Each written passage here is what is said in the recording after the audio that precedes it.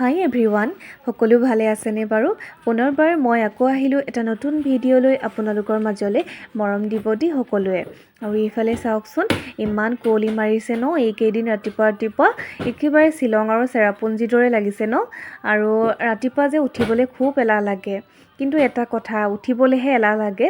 ৰাতিপুৱা যেতিয়া সোনকালে উঠি অকণমান খোজকাঢ়ি দি ৰাতিপুৱা সকলোখিনি কাম বন কৰি মূৰ গা ধুই দিয়া হয়, খুব ভাল লাগে দিনটোলৈ ন। ৰাতিপুৱা সোনকালে উঠিলে ভালো লাগে।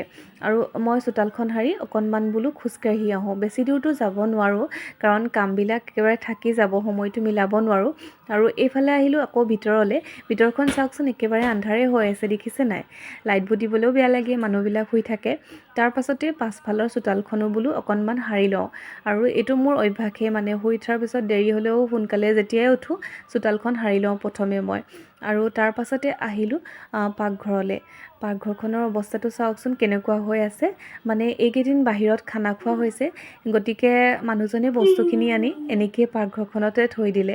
মানে মোৰো চিজিল কৰিবলৈ মন নগ'ল, ৰাতি বাচনো ধুবলৈ মন নগ'ল। অলপমান দেৰিও হ'ল খোৱা কালি, আৰু সেইকাৰণে বহুত দেৰি হৈ যায়। আৰু এতিয়া দেখিছেনে, একেবাৰে গাড়ীতহে ভিডিঅ' কৰিবলৈ সময় পাইছোঁ দেই। মানে ল'ৰাটোকো উলিয়াই পঠিয়ালোঁ স্কুললৈ, মানুহজনকে, ল'ৰাটোকে, আকৌ নিজেও ওলাই আহিছোঁ। গতিকে ভিডিঅ' কৰিবলৈ একেবাৰে সময়ে নহ'ল মানে। আৰু এতিয়া আমি আহিছোঁ সাপেখাতিলৈ। মানে মোৰ বৰ্তাৰ ছোৱালী ননদজনী বিয়া হৈছে সাপেখাতিলৈ।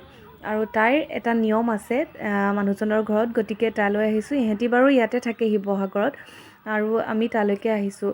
আহি একেবাৰে একদম সাপেখাতিয়ে পালোঁহি। ইমান ধুনীয়া ৰাস্তাবিলাক, পৰিৱেশবিলাক ভাল লাগিছে। আৰু এইখন বোলে অভাৰব্ৰিজখন নতুনকৈ বনাইছে।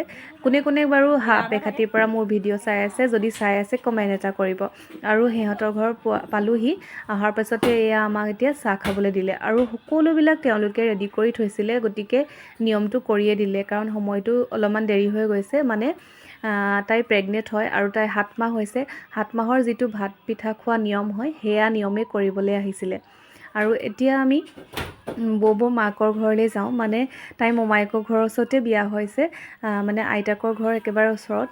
আৰু সেয়া আমি এতিয়া মোমায়েকৰ ঘৰলৈ আহি আছোঁ। বেছি দূৰ নহয়, মানে অকণমান দূৰ আৰু।